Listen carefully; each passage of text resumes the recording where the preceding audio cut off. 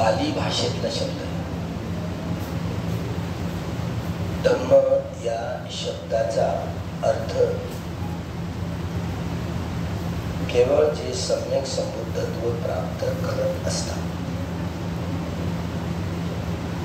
त्यांना या शब्दाचा अर्थ समजावून सांगता येतो, दुसऱ्या व्यक्तीला नाही.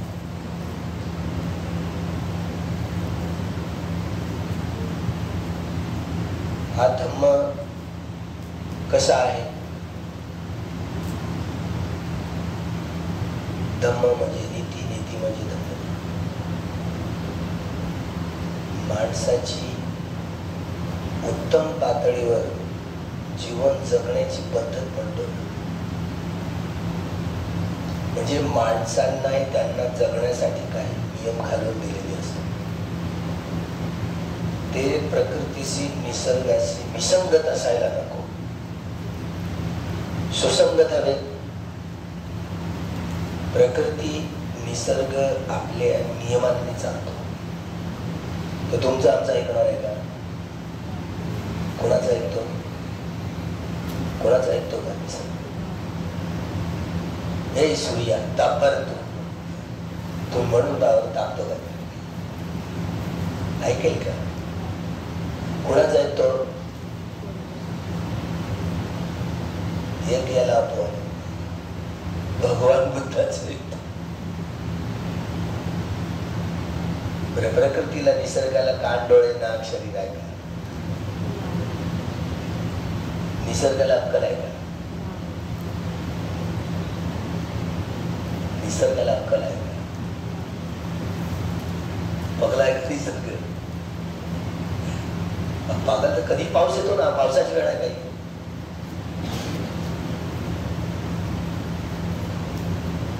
निसर्गामधलं टेम्परेचर आहे ना, तापमान आहे, सगळं बिघडून गेलं. त्या बिघडवण्याला काही कारणीभूत आहेत. ते लोक सांगतायत आपल्याला, सायंटिस्ट लोक, वैज्ञानिक लोक सांगतात तुम्ही झाडं बिडं तोडून टाकले, वातावरण बिघडवून टाकले.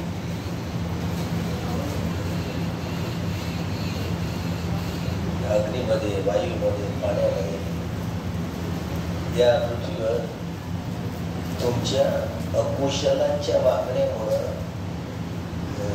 वातावरण गेलं बिघडून. कधीही पाऊस येतो.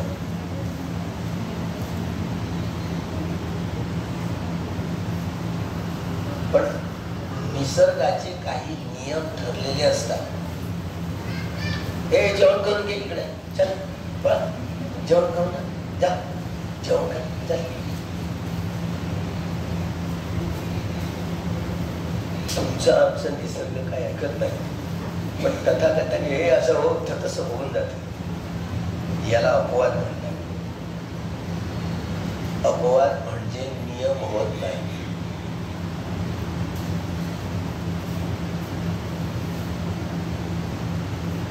हे खरं आहे. जरी बुद्ध हे मनुष्य जीवनात आले असले, मनुष्यच आहे, पण त्यांना बुद्धत्व प्राप्त झाल्यानंतर त्यांना विचारलं आपण मनुष्य आहात का? तर भगवान बुद्ध म्हणतात आता ते मनुष्य राहिले नाहीत, ते बुद्ध झाले, सम्यक संबुद्ध झाले. सगळ्यात मोठी डिग्री ही आहे. निसर्गातली सगळ्यात मोठी डिग्री. त्या डिग्रीचं नाव माहिती झालं आता? कोणती? पीएचडी नाही, तुमच्या विद्यापीठात पीएचडी होत. सम्यक संबुद्ध, सम्मा संबुद्ध. पाली शब्द आहे सम्मा संबुद्ध. सम्यक नाव कोणाकोणाचं आहे तुमच्यापैकी? हात वर करा. सम्यक नाव कोणाचं? डिगडी चाटीवाला नाही आहे बरं तरी. इकडे तो कधी घेतला होता जीवन? तिकडे अंबोळा बसतो. तुला या असा हात पुरव काना. कशासाठी? कशासाठी? कशासाठी कान पुरवला? हात कानाला पुरवला की कानाला हात लावला?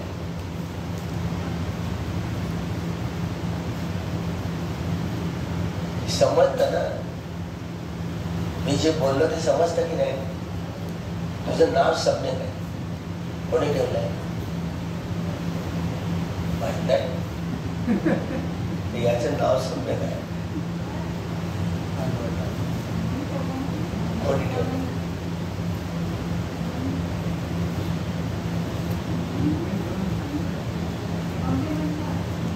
मग मी उदार गोष्ट सांगते.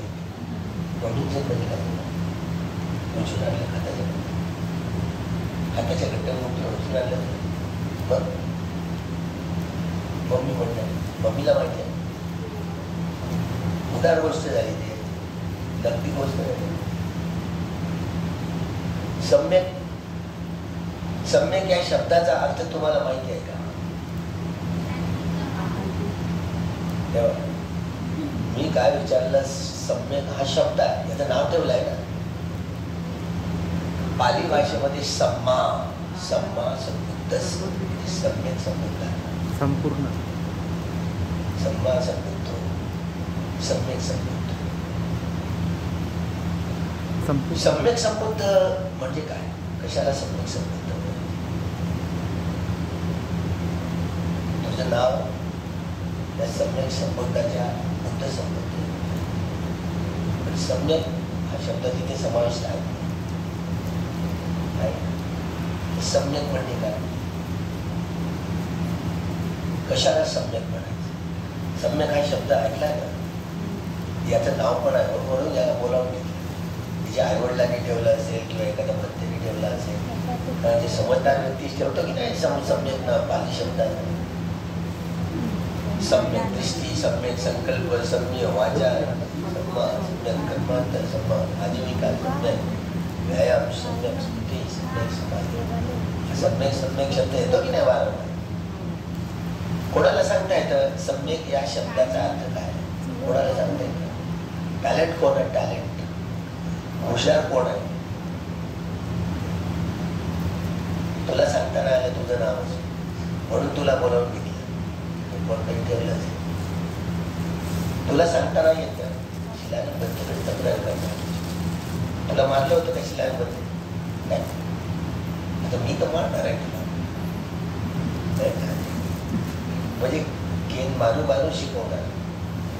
आता तुझं नाव ठेवलं सम्यक, तर तुला सम्यक या शब्दाचा अर्थच नाही कळला, तर तुला कोणी विचारलं तर सम्यक या शब्दाचा अर्थ काय? तू काय म्हणजे मला नाही माहिती. म्हणजे हुशार की दिसेल की गप्पू दिसेल हे केलं केला काय केलं. म्हणजे एवढंच एवढं ना, जन्म गेला वाया गेला गेला की नाही. याचं नाव ठेवलं सम्यक. पण सम्यक या शब्दाचा अर्थ काय होतं हे त्याला माहिती. ते लोक आता मग हा काय म्हणेल, आम्ही गेलो भक्तीजीने विचारलं, मला बोलवलं सगळं आणि मला विचारलं सम्यक म्हणजे काय? सम्यक माझं नाव ये जवळ बस. सम्यक या शब्दाचं काय तुम्हाला नाही द्यायचं ती झाली नाही. अरे एवढा मोठा फोन, त्याचं नाव आहे सम्यक आणि याला सम्यक शब्दाचा अर्थ माहिती नाही. माहिती करून घ्यायची की नाही?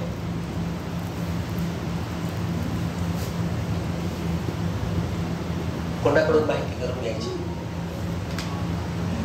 मोबाईल आहे तुमच्याकडे आता, अँड्रॉइड मोबाईल आहे की नाही तुमच्याकडे? आता आहे ना, की मग मम्मी पप्पाकडे ठेवलाय? आता आहे की नाही तुझ्याकडे? नाही आहे. कोणाजवळ आहे आता? तुझ्याकडे आहे? कोणाकडे नाही? पोरात लवकर चालेल का तर मोबाईल. सम्यक सम्मा या शब्दाचा अर्थ काय होतो सांग? तुम्ही अँड्रॉइड मोबाईल मध्ये पाहू शकता, परीक्षा अशी पाहून जगायचं. सम्यक या शब्दाचा अर्थ डिक्शनरी काय होते? शब्दकोशात काय अर्थ सांगितले बघा बरं. पा ते अँड्रॉइड मोबाईल घे. मग माझा दाखवला तर माझा मोबाईल गेला तर पंचायत समिती, पंचायत समितीमध्ये माझा मोबाईल गेला तर माझा बंद. बघ लवकर बघ. सम्मा या शब्दाचा अर्थ काय होतो? सम्मा पाली शब्द आहे. सम्यक सम्मा म्हणजे सम्यक. सम्मा पाली शब्द आहे. सम्यक हिंदी मराठी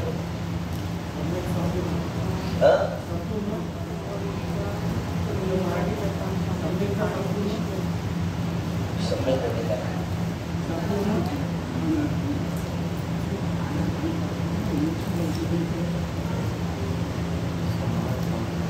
ते बाई सापडला का?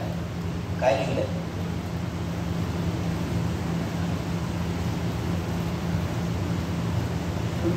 भगवंताचा हा संतम स्वतःमध्ये एवढा परिपूर्ण आणि परिशुद्ध आहे. परिपूर्ण परिशुद्ध, ज्यामध्ये परिपूर्णता साठवलेली असते. परिशुद्धतेचं संपूर्ण डोंगर साठवलेले असते. भगवंतांनी प्रकट केलेला हा संतम जो स्वतःमध्ये एवढा परिपूर्ण आणि परिशुद्ध आहे. संपूर्णत्वाकडे, संपूर्णत्व हा शब्द आहे की नाही? सम्यक या शब्दाचा अर्थ ज्यामध्ये परिपूर्णत्व दडलेलं आहे. समजलं? संपूर्णत्व दडलेलं आहे. संपूर्णत्वाकडे पोहोचणारा माल मटेरियल ज्यामध्ये भरलेलं आहे.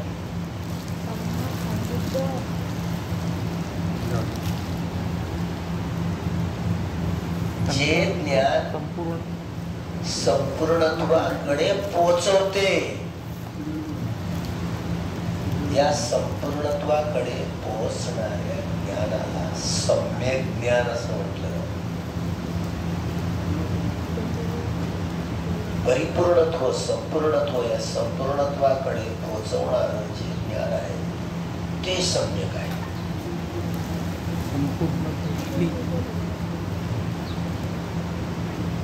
हा परिपूर्णतेचा, संपूर्णत्वाचा साठा ज्यामध्ये भरलेला आहे त्याला म्हणतात सम्यक. सम्मा सब्बयू, बघा पर्यायी वाचक हा एक शब्द सब्बयू. जे स्वप्रयत्नाने या परिपूर्णत्वाकडे पोहोचवणाऱ्या ज्ञानाचं संशोधन करतात. म्हणून या सम्यक ज्ञानाच्या आधारावर बोधी प्राप्त केली जाते. ही बोधी मिथ्या नाही आहे, अर्धवट कच्ची पक्की नाही आहे. ती परिपूर्णता आहे. ती बोधी परिपूर्ण आहे म्हणून तिला सम्यक म्हणतात. म्हणून बोधी ही संबोधी असं म्हटलं जातं. भगवान बुद्धाच्या ज्ञानाला संबोधी ज्ञानाची दृष्टी, संबोधी ज्ञान म्हणतात. महाकारुणिको नाथो हितायन सब पाणिनं पुरेत्वा पारमी सब्बा पत्तो संबोधिंग उत्तमन. आता या गाथेचा अर्थ समजला असेल ना तुला? महाकारुणिको नाथो हितायन सब पाणिनं पुरेत्वा पारमी सब्बा पत्तो संबोधिंग उत्तमन. जुना स्टुडंट आहे बघा, आता शिबिरात आला. महाकारुणिको नाथो, महाकारुणिक लोकनाथांनी, महाकरुणावान लोकनाथ, सगळ्यांचे स्वामी, सगळ्या लोकांचे स्वामी महाकारुणिक लोकनाथांनी हितायक सर्व प्राणी, सर्व प्राणी मात्रांच्या हितासाठी, भूतात हितासाठी. भूतखेत म्हणजे समजले का? भूतखेत, भूत म्हणजे प्राणी नाही का? प्राणी मनुष्य वा मनुष्यतर प्राणी संपूर्णत्वाकडे पोहोचवणारे ज्ञान आहे. ही बोधी म्हणून ती मिथ्या नाही, ती सम्यक आहे, परिपूर्ण आहे. म्हणून हिला संबोधी ज्ञान असं म्हटलं जातं. भगवंतांना ते स्वयंगुरु आहेत. त्यांचे कोणी गुरु असतात का? ते स्वयंगुरु आहेत, त्यांचे कोणी गुरु नसतात. स्वप्रयत्नानं या बोधी ज्ञानाचा ते आविष्कार करतात, अनुसंधान करतात आणि या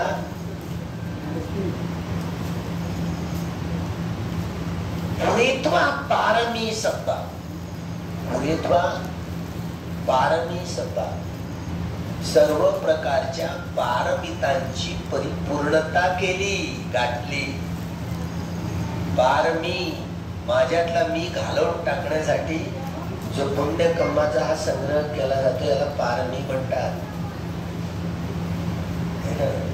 हे संपूर्णत्व या पारमितांमध्ये भरलेलं असतं. हे ज्ञान असतं ना, ज्ञान बोधी ज्ञान म्हणतो ते स्वप्रयत्नांनी तथागतांनी अनुसंधान केलं म्हणून ते स्वयंगुरु असतात, त्यांचे कोणीही गुरु नसतात. ती बोधी मिथ्या नसते. बोधीचं ज्ञान कसं जागवलं जातं, हे अनित्य लक्षण, दुःख लक्षण आणि अनंत लक्षण या तीनही लक्षणांनी या प्रकृतीचे तुकडे तुकडे करून पाहिले जातात. मनुष्य वा मनुष्य, तनप्राणी, सजीव, निर्जीव, नद्या, नाले, डोंगर सगळ्यांना त्याचे तुकडे तुकडे करून पाहतात. या सगळ्या प्रक्रियेला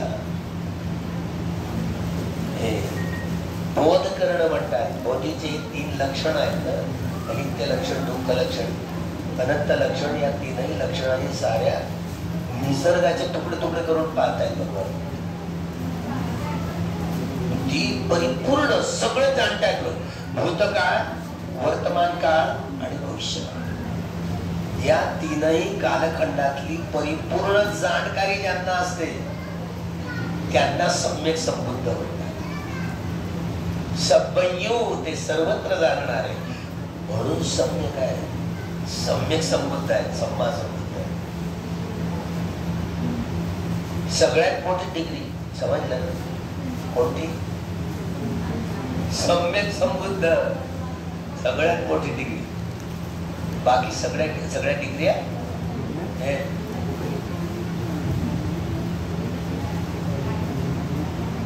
जेव्हा केव्हा बुद्ध उत्पन्न होतात तेव्हा हा सगळा अंधकार दूर करतात. कुठला अंधकार? हे मन आहे ना, सगळं आंधळ आहे. आंधळा दळतो, पत्रपीठ खातो. सगळे लोक आंधळे आहेत, सगळे प्राणी आंधळे आहेत. त्यांना सत्य काय ते माहिती नाही आणि सगळे लोक सत्यापर्यंत जाऊन पोहोचण्याचा प्रयत्न करतात. आणि हे संपूर्णत्व प्राप्त करणं म्हणजे संपूर्ण सत्याचा अंतर्बाह्य सगळं त्या सत्याचं रहस्य शोधून काढणं हे सम्यक ज्ञानाच्या आधारावर करते. म्हणून हे संबोधित ज्ञान असं म्हटलं जातं. सम्यक ज्ञान अनित्य लक्षण, दुःख लक्षण, अनंत लक्षण हे आईवडिलांना सांगणार, तुम्हालाही सांगणार ना. आता आईवडील बसलेले आहेत. आता सम्यक या शब्दाचा अर्थ माहिती झाला काय? संपूर्णत्व ज्यामध्ये दडलेलं आहे, परिपूर्ण भरलेलं आहे त्याला सम्यक म्हणतात. ही परिपूर्णतले त्या ज्ञानाची कसोटी आहे. या कसोटीला सम्यक असं म्हटलं. संपूर्णत्वाकडे नेणार हे चित्त संबोधित चित्त असतं.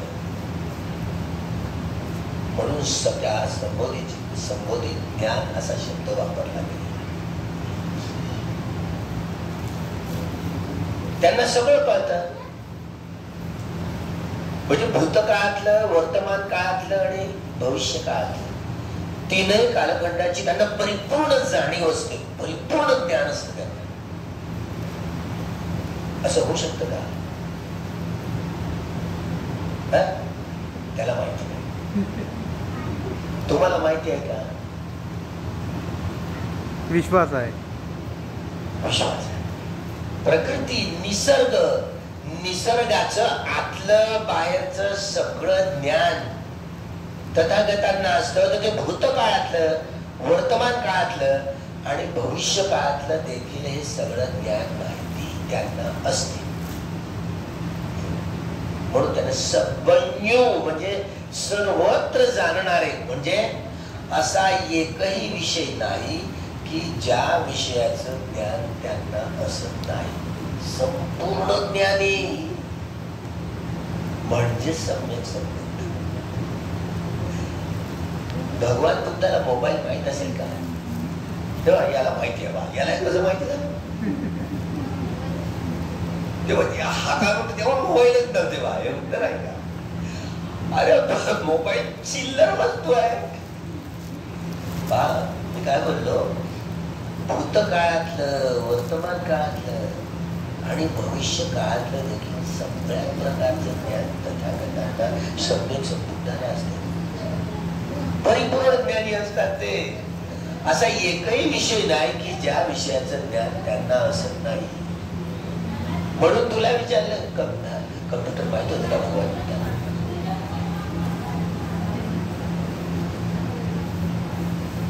तू म्हणजे होतच नाही त्या काळात कम्प्युटर. असंच म्हणजे मोबाईलही नव्हता. बरे गाडी तरी होती का? पेट्रोलची होती का? जी बैलाची आणि तुझ्या मागं ते हे सांग ना, ते जोडायचे. सापडलं का?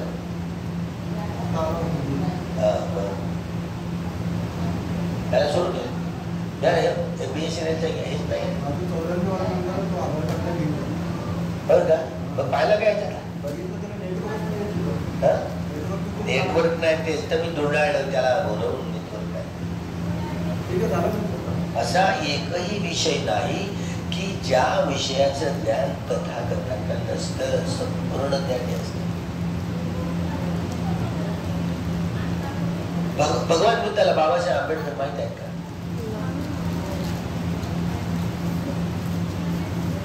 विक्टो बाबा माहित आहे का? टाकळगाचा विक्टो बाबा माहित? भगवान नाही माहिती. अरे असा एकही विषय नाही की ज्या विषयाचं ज्ञान त्यांना नसतं. असं नाही, सगळं ज्ञान परिपूर्ण परिशुद्ध. बाबासाहेब आंबेडकर हे बुद्ध बनणार आहेत का?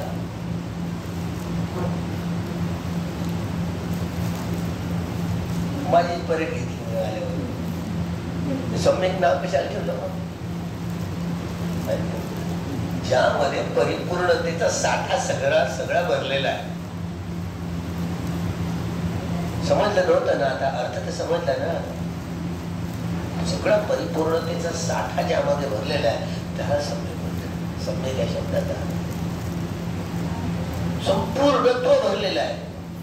म्हणून सम्यक संबुद्ध, सम्मा संबुद्ध, सम्यक संबुद्ध आहे. संपूर्ण ज्ञानी असा एकही विषय नाही की ज्या विषयाचं ज्ञान त्यांना नसतं. सगळ्या विषयाचं. तर बाबासाहेब येणारे आर्य मैत्रेय बुद्ध होती. बुद्ध होणार आहे का बाबासाहेबांना पाहिलं का? तू नाही पाहिलं. भगवान बुद्ध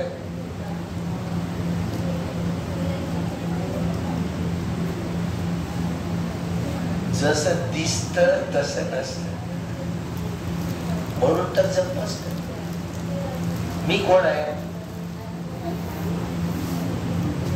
मी कोण आहे? भंतेजी आहे. भंतेजी काय असतं? माणूस बनते असतो. एवढं कशाला भंतेजी म्हणतात? आता तुम्ही भंते बनणार आहात.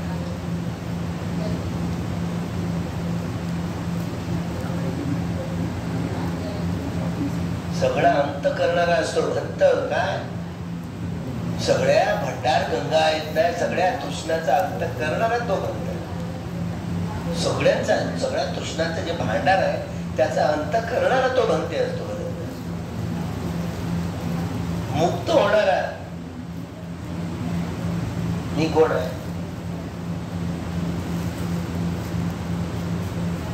जोरदारी भिक्षू दिसतो. शोध झाली, प्रपंच झाली, उपसंपदा त्याला पेक्षा.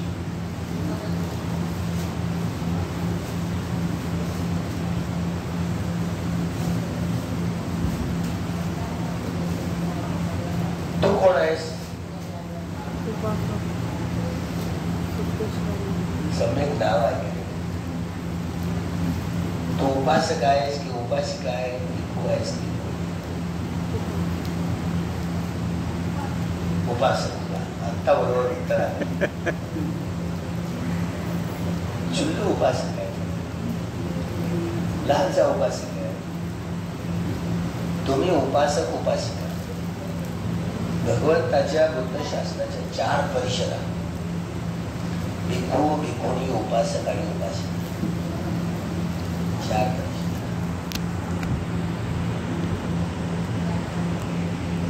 4 आधारस्तंभ. आपण श्रवण होण्यासाठी आलात श्रावण्याशी. श्रवण म्हणजे समज, श्रवण श्रवण म्हणजे समज.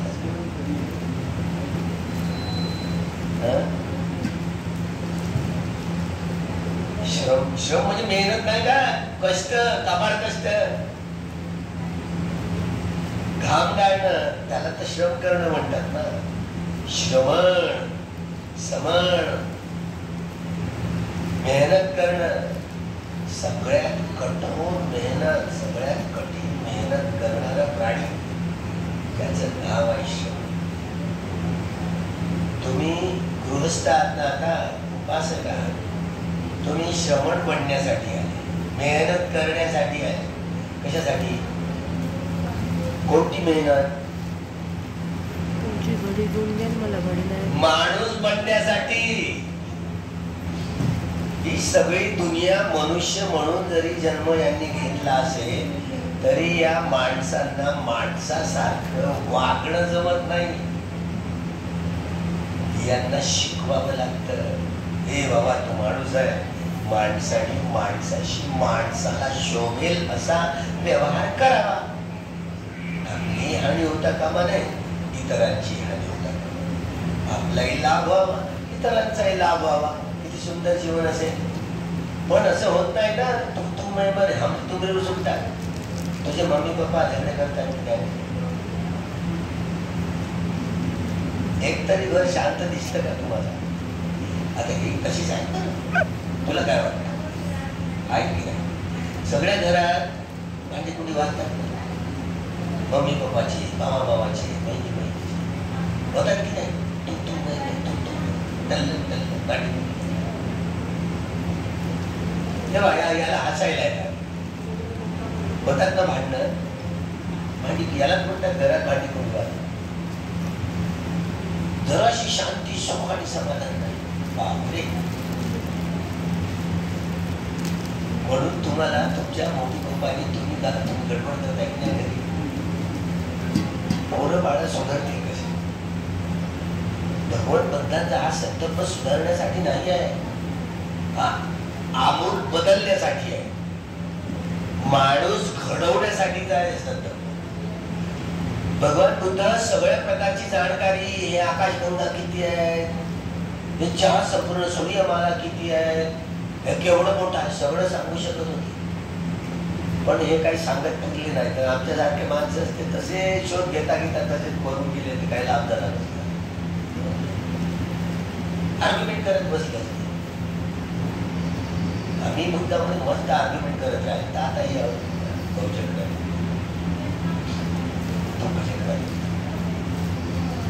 ते दुःखचक्र आहे. आणि दुःखचक्र तोडून, लोकचक्र तोडून मुक्ती मिळवायची कशी, यासाठी परिश्रम करायचा असतो. यासाठी श्रम करायचे असतात. त्यासाठी श्रवण बनावं लागतं. हे माणूस बनण्याचं ट्रेनिंग आहे श्रवण घेऊन. माणूस घडवण्याचं, माणूस बनण्याचं ट्रेनिंग. आपण काय करतो? तुमच्या मायबापांसकट सगळे लोक, सगळी दुनिया, ते हिंदू असो की बौद्ध असो की जैन असो की शीख असो की यहुदी असो की ईसाई असो, त्याला काय आठवण झाली तो तिकडे राहून पाहतो. भटकलं की नाही केवढं चंचल चपळ झालं समाधान. लय चंचल चपळ मन एका क्षणात कुठपर्यंत कुठं जातं कसं भटकतं आपल्यालाच माहिती होत नाही. एवढी चंचल चपळ सारे लोक ते हिंदू असोत की बौद्ध असोत की जैन असोत की शीख असोत की यहुदी असोत की इसाई असोत मुस्लिम असोत ब्राह्मण की ब्राह्मण काळे की गोरे या देशातले की त्या देशातले या वंशातले की त्या सगळी माणसं रागरंजित द्वेषदूषित मोहमोडीत होऊन काया वाचा मनात करतात. म्हणून तुमच्या घरांमध्ये भांडीकुंडी जराशी शांती सुख आणि समाधान. जगातल्या प्रत्येक व्यक्तीला वाटत असतं की मला माझ्या जीवनामध्ये शांतीनं सुखानं समाधानानं जीवन यापन करायला हवं. प्रत्येकाला वाटत नसतं का वाव किती शांती आहे असं म्हणत तुमच्या घरात. पण नाही आहे ना. सगळे गरम भाव फुटतात इकडून हे बांबोळे फुटतात. पाहणं ते शिजाशा बाप नाही तशी अगरे आता न घेऊन टाकले. आता हे मी बोलतोय तेव्हा बडबड करायला आला. हो मीच बोलतो ना तर थांबा ना. कुठपर्यंत गाडी आहे.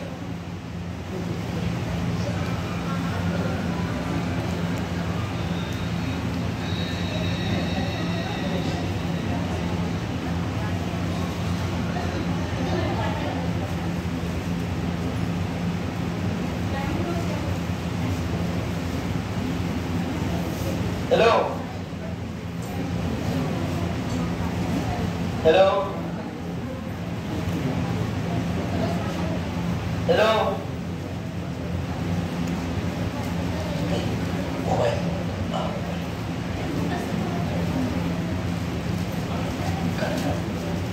हेलो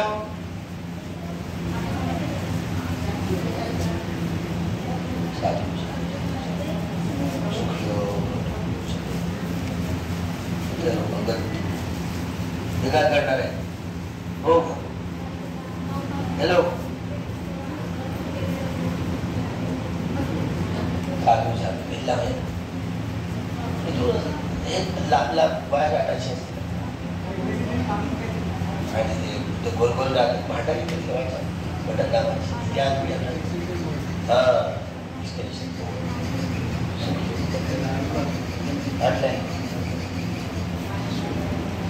कुठपर्यंत गाडी आली होती.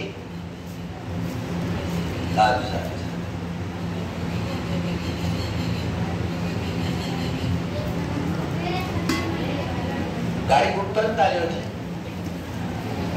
गाडी कुठपर्यंत आली होती. सगळ्या घरात भांडणं होतात. सगळ्या घरात तू तू एक दुसऱ्याची वाट पाहत शब्द शब्दांची. एक सासू बोलायला लागली बस सासू बोले सोनेला लागली.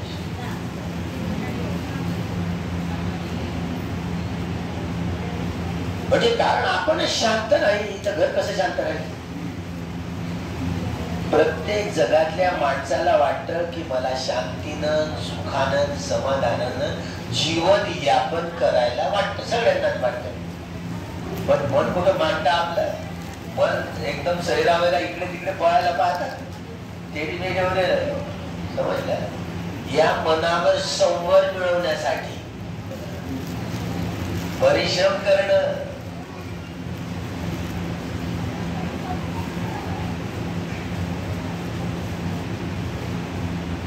संवर्षी आता आम्ही प्रवचित झाल्यावर भिक्षू झाल्यावर संवर्षी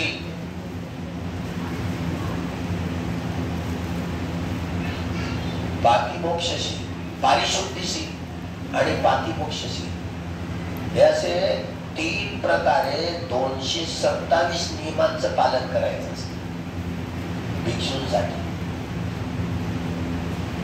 जो भिक्षू असा श्रवण होऊन उपसंपादित झाला त्यांनी कठोरपणे 227 नियमांचं पालन त्रिविध प्रकारे संवर्षील परिशुद्धीशील आणि शेवटचं पातिमोक्षशील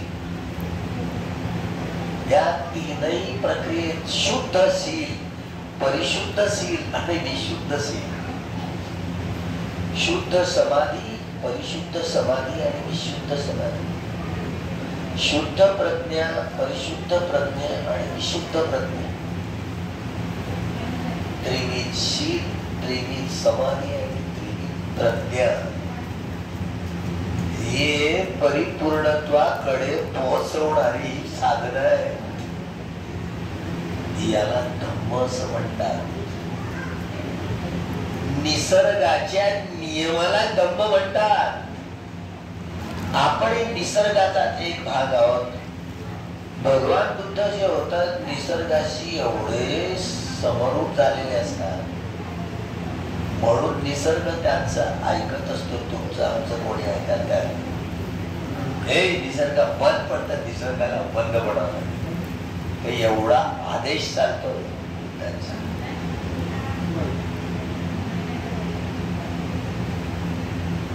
युद्ध आहे ना, तिकडून महार सेनेची शस्त्र येत होते आणि त्या शस्त्रांचा मारा भगवान बुद्धांवरती फुलं पडत. फुलं ही साधी सुधी गोष्ट नाही. पहिलं दुसरं महायुद्ध काहीच नाहीये. भगवान बुद्धांची महाराविरुद्धची एवढी प्रचंड लढाई असते. कशासाठी? पंचमारे पराजित्वा तत्तो संबोधिक उत्तम. पाचही मारांना पराभूत करून भगवान बुद्धांनी सम्यक संबोधी उत्तम प्रकारची प्राप्त केली. पंचमारे देवपुत्र मार, क्लेशमार, खंडमार, अभिसंखारा मार आणि मच्छुमार. हे 5 प्रकारचे मार आहेत. या माराविरुद्धची कठोर लढाई, कठोर युद्ध म्हणजे हा धम्म होय. पोरखेळ नाही आहे. म्हणून लहानपणापासून हे जर शिकता आलं, आपले पारमितांचे घडे पूर्ण झाले, तर कमीत कमी हा सद्धम्माचा लाभ घेण्यासाठी तो का गेला मोबाईल घेऊन तिकडे. मोबाईल गेला तिकडे. एवढा मोबाईल आहे बा.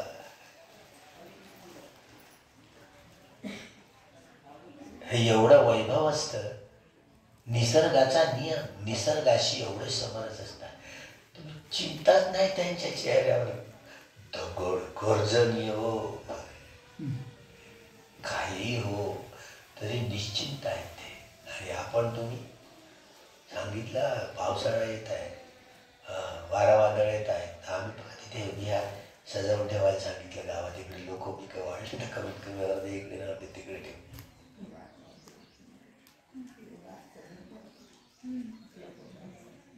आहे येईल तेव्हा येईल पाहू. हा परिश्रम 5ही मारांच्या विरुद्ध लढाई करण्यासाठीची मेहनत करण्यासाठी आला.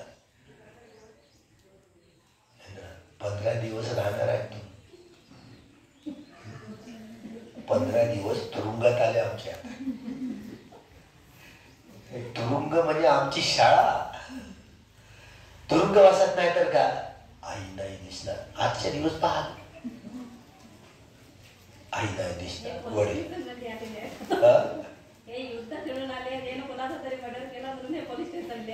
आले ना. आता तुमची परेड घ्यावी लागेल ना. तुम्ही कशी बदमाशी करताय घरी. ऐकत नाही, आई वडिलांचं ऐकत नाही ना. ऐकायला बरं वाटते. मम्मी पप्पांचं ऐकलं पाहिजे, ऐकायला बरं वाटते. पण ऐकायला मन मानत नाही.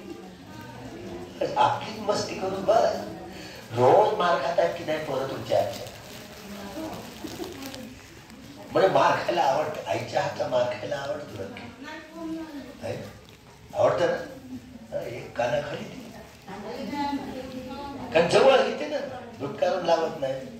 मारते एक कानाखाली ठेवून दे, पण पुन्हा जवळ घेते. पुन्हा लय आसक्ती असते. तर मुलांना ना तेव्हा निशाणी दिसली बा, थोडं थोडं वारा लागले दिसतंय. तरी त्यांना सांगितलं होतं पण त्याच्यावर काहीतरी ठेवा, आदळापड होऊ नये. वारे सुरू लागले आल्यावर म्हणून पाऊस दिवस वादळ किती वाजले घडीचे 4 वाजले.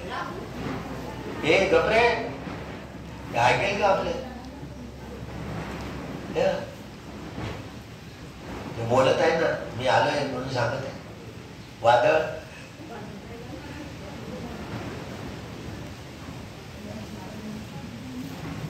इशारा दिला होता तेव्हा काहीतरी फुगलं की आतमध्ये फुगते,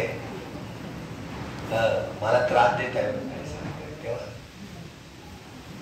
असं तडफडत माणूस आतनं बाहेर असंच खडबडत. पौर्णिमेला कशी भरती येते, पौर्णिमेच्या दिवशी समुद्राला पोहटीची आणि अमावस्येच्या दिवशी पोहटी येते, तसं हे शरीर आहे ना प्रकृतीचे आपण अंग आहोत. त्यामुळे चढाव उतार आपल्या शरीरावर त्या प्रकृतीचा परिणाम सातत्यानं पडत असतो.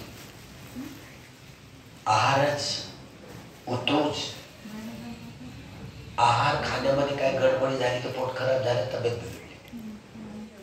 ऋतू बदलला, सर्दी खोकला झाला, ताप खोकला आला, चित्ताने गडबड केली, मन दूषित झालं, चालले झगडे काढले सुरू.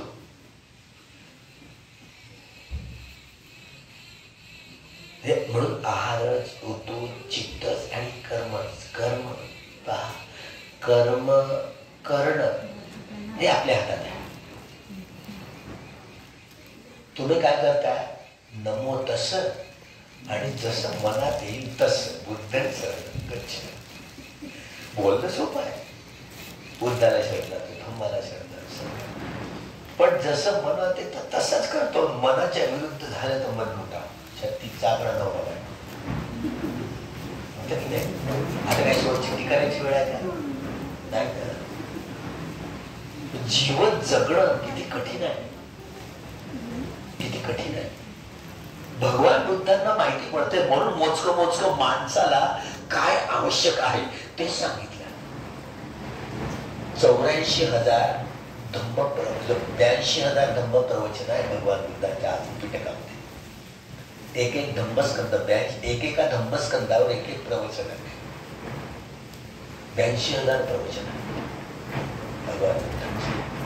हा एक धम्मस्कंद स्वतःमध्ये एवढा परिपूर्ण आहे, एवढा परिशुद्ध आहे, जोडतोड करण्यासारखं तुमच्या आमच्या हातात काहीच ठेवलं नाही तथागतांनी.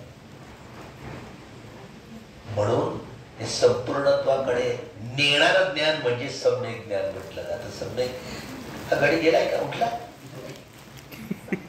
सम्यक आहे ना? सम्यक बघ. आता या शब्दाची उकल झाली की नाही तुम्हाला? एक अरे भल्या भल्या प्रोफेसरांना माहिती नाही हो, हे प्रशिक्षण असतं. भल्या भल्या प्रोफेसरांना नाही माहिती, गुंतून पडतात. सम्यक म्हणजे योग्य. सम्मादिट्ठी म्हणजे काय? संपूर्ण दृष्टी. तुम्हाला तरी सांगता येतं का? मला नाही माहिती. मी थोडासा हुशार आहे, जास्त नाही हुशार, थोडासा तर हुशार आहे. तुमच्यापेक्षा तर काही पटेल हुशार. धम्म परिसंबिद्धा, अंत परिसंबिद्धा, निरुक्ती परिसंबिद्धा, परिवाहन परिसंबिद्धा, या चारही परिसंबिद्धा ज्ञानाच्या आधारावर तथागत जे एक स्कंद समजावून देत, तर सारं आतलं बाहेरचं सगळं रहस्य खोलून दाखवत. याला सम्यक ज्ञान म्हणतात. हे सम्यक ज्ञान हे संबोधित ज्ञानाचं पाऊल प्रथम टाकताना हे प्रथम पाऊल म्हणजे सम्यक दृष्टी होय.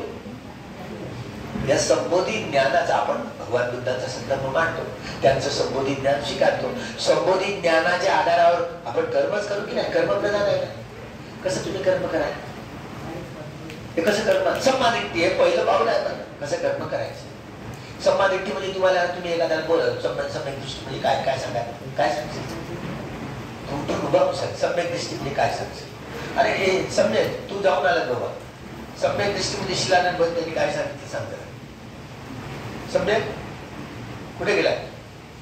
बाहेर गेलाय काय? पा सम्यक सम्यक दृष्टी म्हणजे तुला काय समजलं? तू शिबिरात राहिलास ना. सम्यक दृष्टी म्हणजे काय? कोणाला माहिती आहे? तेव्हा परीक्षाच आहे, आई वडिलांची परीक्षा आहे, तुमची परीक्षा आहे. हे प्रासंगिक आहे. श्रमण जीवन किती मेहनत करावी लागते. श्रम करणं, शील पक्क करणं, समाधी पक्की करणं आणि प्रज्ञा पक्की करणं, बलशाली करणं, बलवत्तर करणं. त्यासाठी श्रमण जीवन जगण्यासाठी 15 दिवस आमच्या कक्षात.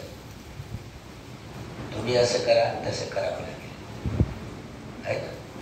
म्हणजे तुम्हाला वाईट करायला सांगू का आम्ही?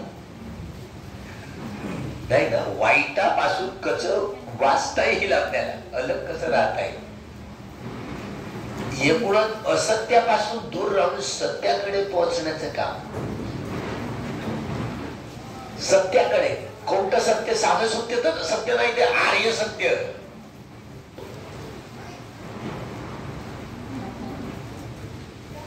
आर्य सत्य म्हणजे काय समजलं का?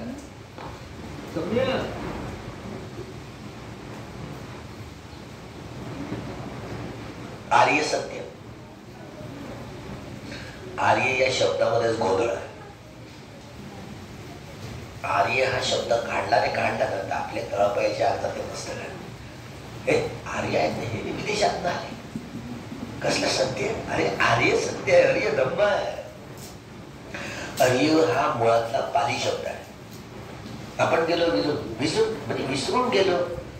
शेंडीवाल्यांच्या का डिक्शनरीवर अवलंबून राहतो. नाही, सिद्धार्थ गौतम बुद्ध म्हणून मोकळे होत जातो. भगवान गौतम बुद्ध म्हणायला आपली जीव ओळख नाही.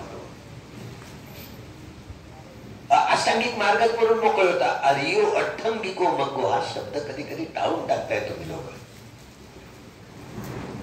आपल्या मनाचा घोडा तिकडे दामटताय. जसं काय भगवान बुद्धाला काहीच समजत नाही. थोडी काही चूक झाली असेल, मनातल्या मनात खतखतत राहत आहे. म्हणजे तुमचं मन एवढं स्थूल आहे दगडासारखं. एक एक शब्द देखील ते शब्दच माहिती नसतात तुम्हाला. त्याची व्याप्ती माहिती नसते, त्याचा अर्थ माहिती नसतो. तो कसा अस्तित्वात आला त्याच्या व्याकरणाच्या प्रक्रिया सुटसुटीत माहिती नसतात. नाही आर्य ते विदेशातून आले. अरे पण आर्य हा मूळ शब्द पाली आहे ना. अरियोठंगिको फॉर नोबेल ट्रूथ. आर्य सत्य 4 असतात. For Nobel truth. नोबेल आर्य. बरं तुम्ही आर्य आहात की अनार्य आहात? मला तुम्ही नाही विचारलं तुम्ही आर्य आहात की अनार्य आहात म्हणून. मला विचारून पहा, मी काय उत्तर देतो. म्हणते तुम्ही आर्य आहात की अनार्य आहात? विचारतो बघ. अनार्य. आता भूकला मी अनार्य आहे. अनार्य म्हणजे अनाडी.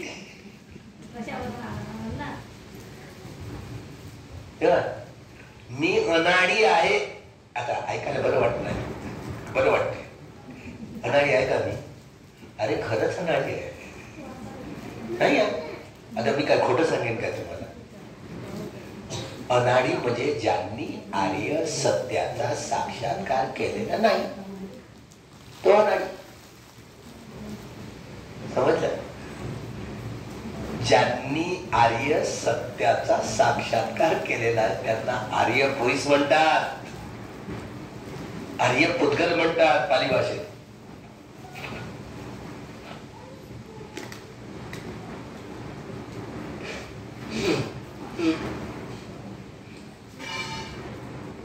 अरियो न जज्जो होती अरियो कम्मुनो होती अरि. जन्मानं कुणीही आर्य होत नाही, तो कर्मानं आर्य होतो. कर्माने, जन्माने नाही. आर्यांच्या टोळ्या खैबर खंडीत आल्यात ना. आर्यांच्या टोळ्या हा आर्य शब्द इथून जेव्हा कोणागमन ककुसंड काश्यप बुद्ध होऊन गेले त्याच्या पूर्वीच्या काळात या मध्य देशातनं येणाऱ्या सगळ्या टोळ्या आहेत म्हणजे आर्यांच्या. हा आर्य शब्द इकडून तिकडे गेला होता, तिकडून इकडे नाही आला. ते स्वतःला आम्ही जन्मता आर्य वंशाच्या वंश या नावाने आर्य शब्दाचा वापर तिकडे होऊ लागला. हा इकडून तिकडे गेलेला शब्द आहे, तिकडून इकडे आलेला नाही आहे. समजत आहे का? अरियो मोबाईल. आपण सगळे अनार्य आहोत, अनार्य आहोत. ज्यांनी आर्य सत्याचा साक्षात्कार केलेला आहे त्यांना आर्य पुरुष म्हणतात. पहा सुपटिपन्नो भगवतो सावक संघो उजुपटिपन्नो भगवतो सावक संघो न्यायपटिपन्नो भगवतो सावक संघो सामिचिपटिपन्नो भगवतो सावक संघो यम इदं चत्तारि पुरिसयुगानि अट्ठ पुरिसपुगदा देश भगवतो सावक संघो आवनेयो पावनेयो दक्षिणेयो अंजली करणियो अनुत्तरम पुण्यम घेत लोकसाहित्य. तू जाऊन भंते तिकडे काहीतरी मॅसेज आला म्हणा, हे नेऊन दे तिकडे. मग मी हां ते थांबाशी काहीतरी मॅसेज आला, टकटक वाजलं म्हणा.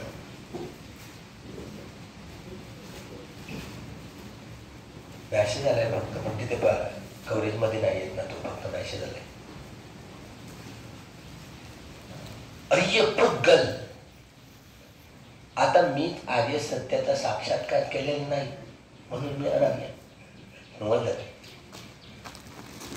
ज्यांनी आर्य सत्याचा साक्षात्कार केलाय तो स्वतःपन्न सकदागामी अनागामी आणि अरहत मार्गस्थ फलस्थ. स्वतःपन्न सकत सोनापाती स्वतःपन्न मार्गस्थ फलस्थ, सकदागामी मार्गस्थ फलस्थ, अनागामी मार्गस्थ फलस्थ, अरहत मार्गस्थ फलस्थ.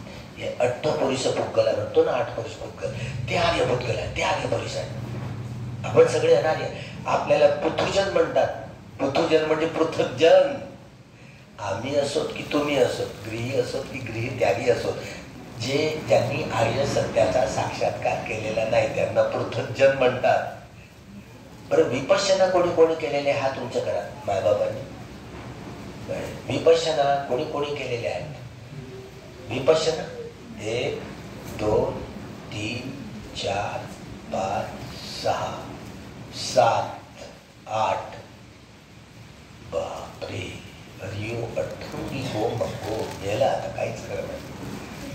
म्हणजे तुम्ही तुमची लेकरं, तुमच्या लेकरांना बालपणापासून संगोपन कसं धम्माच्या आधारावर करायचे याचं ज्ञान नाही आहे.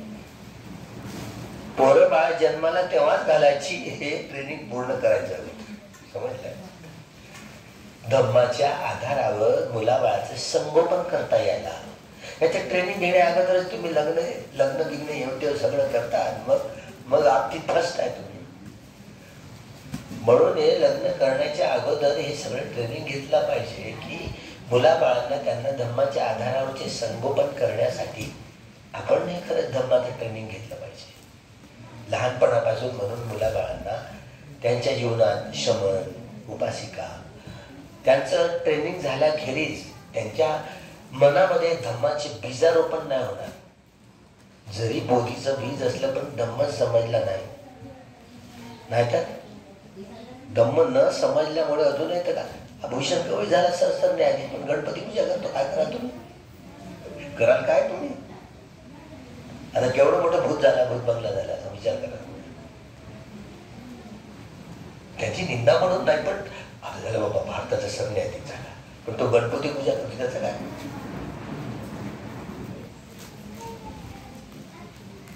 किती भ्रम आणि भ्रांती. धम्माच्या क्षेत्रातनं दूर राहिल्यानंतर धम्माचा अंश नसतो जगण्यामध्ये. केवळ आपलं भौतिक जीवन त्याची सजावट करता आली म्हणून त्याला धम्मचारी नाही म्हणता येणार. नाही म्हणता येणार. माहिती आहे ना आपल्या कर्मानुसार कशी संपूर्ण आपली अपागती. गांधींना ना तो घोडशाने 3 गोळ्या घालून मारले.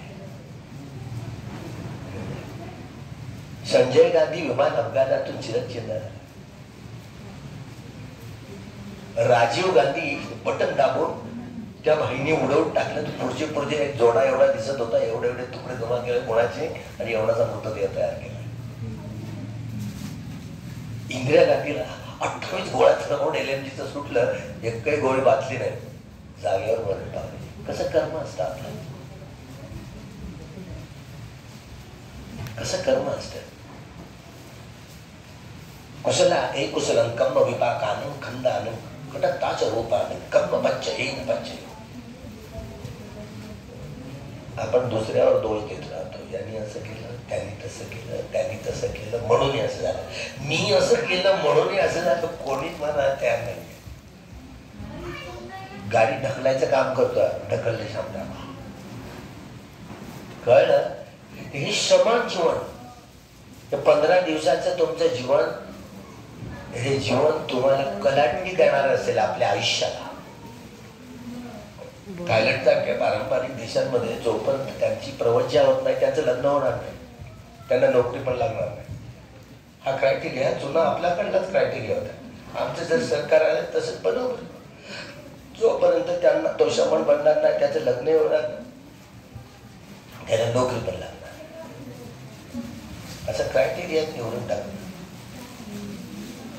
तर किमान ही समान जीवन जगायचं कसं, जीवन जगण्याची जी पद्धत आहे ती ते केवळ आणि केवळ तथागतांना हे उमजलं, दुसऱ्या व्यक्तीला नाही उमजते. बाकी जे ऐकतो ना सारं फ्रॉड समजायचं, हे सगळं ठीक आहे. तथागतांनी हे सम्यक संबोधी ज्ञान अनुसंधान करून या संबोधी ज्ञानाच्या आधारावरच माणूस सजवला जातो, माणसाची सजावट केली जाते. हे शीलरूपी सौंदर्य, समाधीरूपी सौंदर्य आणि प्रज्ञारूपी सौंदर्य भरून हे सौंदर्य स्थापित केलं जातं. तेव्हा तो धम्मचारिणी होते. आर्य सत्याचा साक्षात्कार केल्यानंतर तो आर्य पुद्गल बनतो, आर्य पुरुष बनतो. माणसाचा स्वभाव आपुलाने बदलतो. अशी व्यक्ती आर्य सत्याचा साक्षात्कार करणारी ती नेहमीच वीत रागे, वीत द्वेषी, वीत मोही होऊन गायावाच्या मनाने कर्म करेल. तुम्ही आम्ही नाही ना, तुम्ही आम्ही आपल्या स्वभावाचे होई आहोत. तुम्ही आम्ही म्हणून तेरी मेरीवर उत्तम. आपल्याला वाटतं आपण मनाचं, अरे मन आपल्या मनावर राज्य करतो, तो मार करतो ना, ते आपल्याला नाही कळत, ते बुद्धाला कळतं. महाराविरुद्धची कठोर लढाई करायची कशी हे 15 दिवसात तुम्ही शिकणार. पहिला जो अभ्यास आहे ना तो आनापानचा अभ्यास तुम्हाला शिकवायचा. इथे घर नाहीये, तुम्ही कसे वागाल याचा अर्थ नाही की तुम्हाला काडी घेऊन बस मारून शिकवणार. मारून नाही शिकवलं तर किमान शिकवण्याच्या ज्या पद्धती आहेत सम्यक ज्ञानाच्या आधारावर. अर्थात 390 प्रकारच्या स्वभावाचे हे स्वभाव आपण जन्मता घेऊन आलेलो आहे. आपण जन्म हा बँक बॅलन्स आहे ना, आपण आईच्या पोटी जन्म घेतलाय ना, तो आपला स्वभाव घेऊनच जन्माला आलो आपण. आणि या स्वभावाला बदलणं म्हणजे रिव्होल्युशन. बुद्ध धम्मच केवळ हे करू शकतो, पण हे बाबासाहेबांना समजण्यासाठी 35 वर्ष लागले. बुद्ध धम्म म्हणजे क्रांती. माणूस आबोलांना तो बदलू शकतो, जगात दुसरं कुठलंच औषध नाही. आणि हा माणूस घडवण्यासाठी तुम्ही या 15 दिवसाच्या ट्रेनिंगला माणूस घडवला जातो. आता तुम्ही काही एवढ्यात लवकर काही बदलणार नाही म्हणजे आर्य सत्याच्या 15 दिवसात काही साक्षात्कार करणार नाही. पण ज्यांचे आयुष्यात असे पारमितांचे घडे जर परिपूर्ण झाले,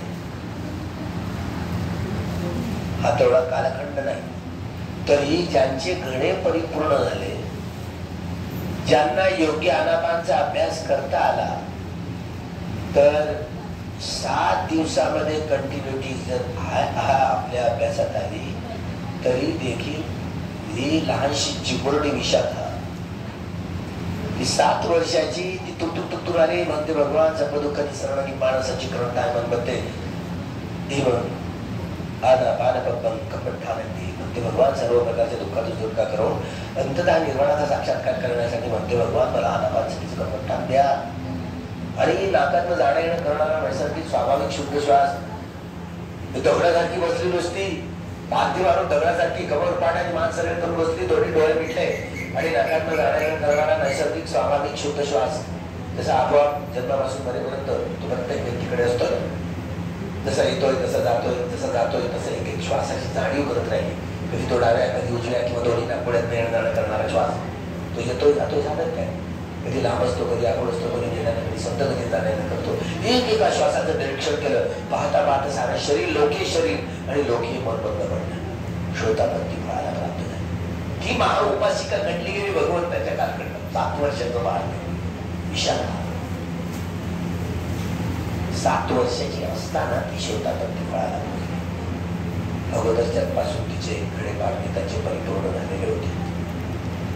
त्यामुळे 15 दिवसाच्या ट्रेनिंग मध्ये आपण जसा अभ्यास आपण करू योग्यपणे सम्यक ज्ञानाच्या आधारावर तसं तसा 15 दिवस आपल्याला आपल्या जीवनात एक नवीन दिशा देऊन जाणारी असते. संकल्पाची वाणी समजावून घेऊन आपण केवळ या अनाबाद कम्मठाणाच्या आधारावर देखील हा ज्वलंत अभ्यास असतो. अनाबादचं कम्मठ ज्याचा अभ्यास करून आपण यामध्ये साध्य करू शकतो. विमुक्तत्व चिंतन विमुक्त चिंतन विमुक्तीपर्यंत पोहोचू शकतो. हे भगवान बुद्धांचं वचन आहे असं ते म्हणतात. त्यामुळे तुमच्या मेहनतीवर आणि तुमच्या परिश्रमाला तुम्ही जसा जसा गांभीर्यानं नाहीतर उन्हाळ्यात लग्ना बिग्नात येऊ त्याच्यात डिजेत नाचणं असं करणं असे 15 दिवस कसे उठून जातात माहिती नाही. या ठिकाणी देखील आपण दूर दूर आला हे 15 दिवस आपले असे हा गुरु शिष्य परंपरेत त्याला परिवेण जे शाळेकर विद्यार्थी आहेत ते काही दिवस परिवेणमध्ये जाऊन शिकतात. त्यात श्रवण देखील एखाद्या श्रवणाची प्रवृत्ती होत असताना त्यांना पदे पाठांतर करून यावं लागतं. लग्नासारख्या ठिकाणी तुम्हाला प्रवचिताचं द्यायचं असेल तर तुम्हाला धम्मपद पाठांतर करून यावं लागायचं. आता आमच्याकडे ती स्थिती नाही आहे. नाही तर आम्ही तुम्हाला धम्मपद पाठांतर केल्याशिवाय तुम्हाला प्रवचन येत नसतं. आपण म्हणून किती मागासलेले आहोत धम्माच्या क्षेत्रात. मलाच नाही तर आताही काय आता आठवतं मी वाचन जरी असलं तरी अजूनही माझं मुखगत नाही झाले. मला अजून माझं मी माझेच सांगतो दुसऱ्याचं काय किती अन्याय माणूस जायचं. मला तर मुखगत पाठ झालं नाही अजून. कधी कधी चाल आले एखाद्या काय लागले काय सुरू झालं बरोबर मग शब्दाला जोडतो. पण मौखिक म्हटलं तर आताही कधी कधी बोलत होतं. पण तिथे लग्नामध्ये या परिवणमध्ये शिकवतात ना त्यांना पहिल्यांदा मुखगत करावं लागेल. तेव्हा त्यांना प्रवचित करतो. आपण हळूहळू घडचे 4 वाजायला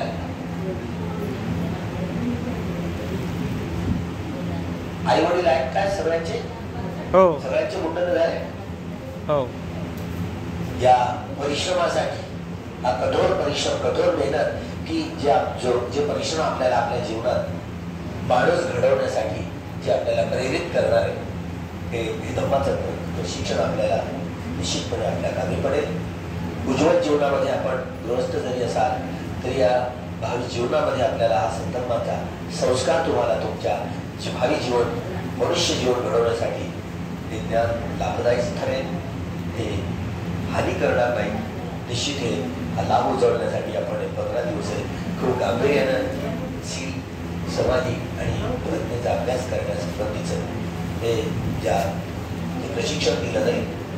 त्या 10 दिवसात 10 प्रश्न आणि 5 दिवसात काही परीक्षा असतील. त्या परीक्षा पण दिल्या पेपर्स वगैरे होतील आणि मग सर्टिफिकेट सगळं 2 तारखेला समापन होणार. 2 तारखेला जेव्हा आपण या ठिकाणी दूर सगळ्या आला प्रवचनाचा आता मी थोडा सुरू होणार. सर्व जर मोठे म्हणणं सगळ्यांचे झालेत का काय राहिले इन्क्वायरी करून 1 तारखेला या प्रवचनाच्या 1 तारखेला मी सुरुवात करणार. सगळ्यांनी जे बाहेर आहेत त्यांनी आत यायचंय. आता थोड्या प्रवचनाला सुरुवात करतो. सुखी हो भवतु सर्वमंगलम भवतु सर्वमंगलम भवतु सर्वमंगलम. साधु साधु साधु.